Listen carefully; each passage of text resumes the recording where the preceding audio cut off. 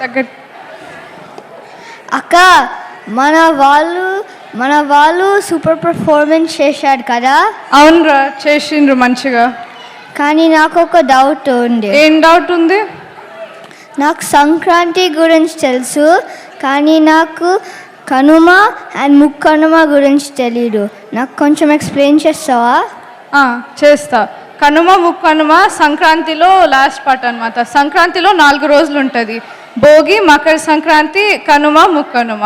Kanuma Mukkanuma last 2 days. Kanuma రోజు ఏం చేస్తామంటే, సంక్రాంతి ఒక క్రాప్స్ ఫెస్టివల్ కాబట్టి, పంటల పండుగ కాబట్టి, ఆ రోజు మనం ఆవుల్ని, ఎద్దుల్ని, అట్లా వ్యవసాయానికి హెల్ప్ చేసే యానిమల్స్ని అందరినీ ఆ రోజు మంచిగా స్నానం చేయించి అలంకరించి మంచిగా ఫుడ్ పెట్టి ఆ రోజు ఆ పశువులందరినీ మనం మంచిగా చూసుకుంటాం ఆ రోజు. దాని తర్వాత నెక్స్ట్ డే ముక్కనుమ రోజు ఏం చేస్తామంటే, మనం ఆ రోజు భూమి దగ్గరికి వెళ్ళి భూమిని పూజించి మళ్ళీ ఇంటికి వచ్చి బంధువుల్ని పిలుచుకొని మంచిగా ఫుడ్ తిని ఆ రోజుని మనం ఎంజాయ్ చేస్తాం.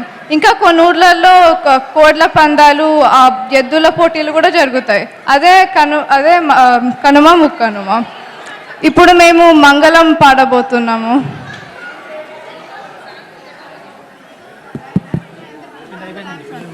ఓకే, సాంగ్ 7 అండి. 7. Okay, be the lights, lights. Hey. Be the lights.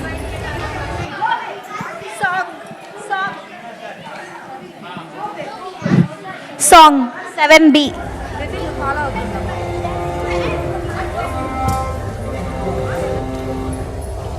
రామచంద్రాయ జనగణాయ మనోహరాయ రామరాయ కృష్ణాయ హరి మంగళం. రామచంద్రాయ జనగణాయ మనోహరాయ రామరాయ కృష్ణాయ హరి మంగళం. కౌసలేశాయ మంగళాసనాయ వాసవాది వికసద్వదాయ మంగళం. కౌసలేశాయ మంగళాసనాయ వాసవాది వికసద్వదాయ